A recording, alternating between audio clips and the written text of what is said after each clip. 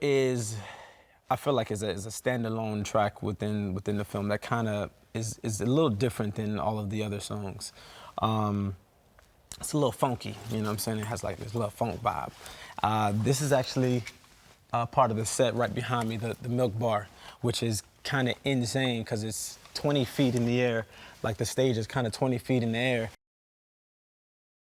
I remember my teacher when I was in middle school told me that in a musical,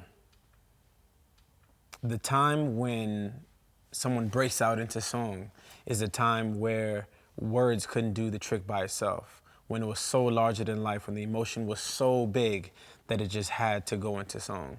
And I think I've ran with that state of mind ever since, because I think it's so on point. I think it's so right? You know, as soon as the emotion is just breaking into something that's just so deep that it just has to go into song.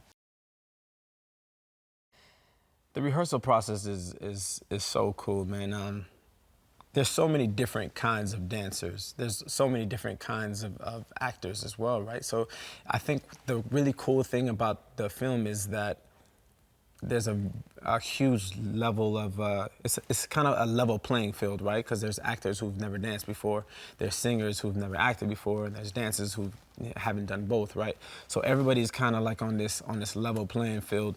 And it's humbling in a lot of ways. You know, you have some of the best dancers on the planet here in different genres. You know, dancers from the Royal Ballet, you have some of the best hip hop dancers, you have some of the best tappers in the world, and they all are coming together to just create something that the world has never seen before. This film has some of the most talented people on the planet.